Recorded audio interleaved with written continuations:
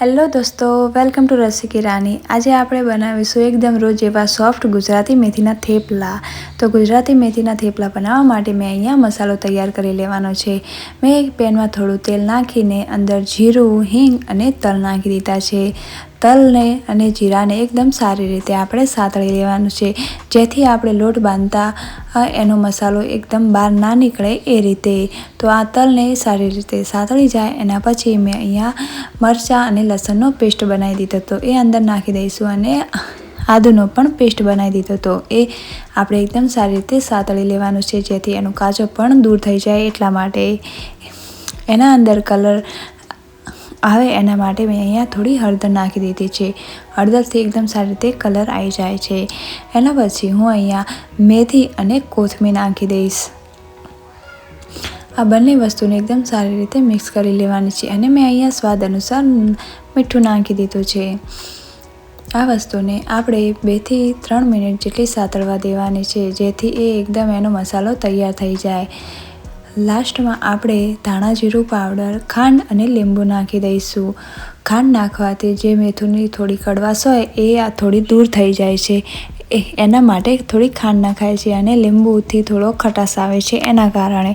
તો આપણો મસાલો એકદમ સારી રીતે તૈયાર થઈ ગયો છે। તમે પણ ઘરે એકવાર આ રીતે મસાલો કરજો। તમારે પણ થેપલામાંથી મસાલો બહાર નહીં નીકળે તો પછી આપણે જે મસાલો હતો એ એક પરાતમાં લઈ લેવાનો છે। એ આખો જ મસાલો આપણે એક પરાતમાં કાઢી લઈશું। તો એ પરાતમાં કાઢ્યા પછી મેં અહીંયા 1 ચમચી મલાઈ નાખી દીધી છે અને એને સારી રીતે મિક્સ કરાવી દેવાની છે। એ મલાઈ નાખવાથી એકદમ આપણા થેપલા છે ને એ એકદમ સોફ્ટ બને છે।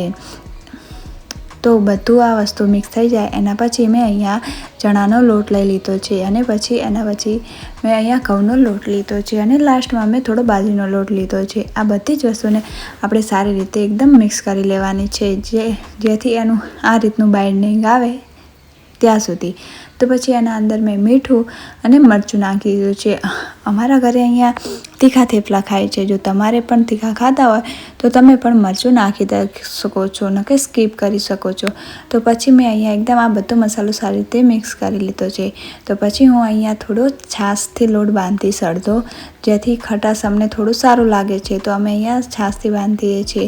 છાશથી લોટ બાંધવાથી એકદમ લોટ સરસ થઈ જાય છે। તો દેખી શકો છો કે તમે અહીંયા આપણો લોટ બાંધાઈને તૈયાર થઈ ગયો છે। તો આમાં આપણે થોડું તેલ નાખીને લોટને એકદમ સારી રીતે મચળીને કમ્પ્લીટ કરી દઈશું। તો આ લોટ એકદમ હવે આપણો સોફ્ટ તૈયાર થઈ ગયો છે। તો હવે આ લોટને આપણે 5 મિનિટ સુધી રાખી દઈશું। તો પછી અહીંયા હું કાઠિયાવાડી ચટણી બનાવું છું। તો કાઠિયાવાડી ચટણી બનાવવા માટે મેં અહીંયા લસણ અને 2-3 મોટી ચમચી મરચાં નાખી દીધા છે। મરચાં અને લસણ એકદમ સારી રીતે એનો પેસ્ટ બનાવી દેવાનો છે। મેં એક પેનમાં અહીંયા તેલ મૂકી દીધું છે। તેલ ગરમ થાય એના પછી લસણ અને મરચાં નાખી દેવાના છે। મરચાં અને લસણ એકદમ સારી રીતે સતળાઈ જાય એના પછી જે આપણે પેસ્ટ તૈયાર કરેલી હતી એ એના અંદર નાખી દઈશું।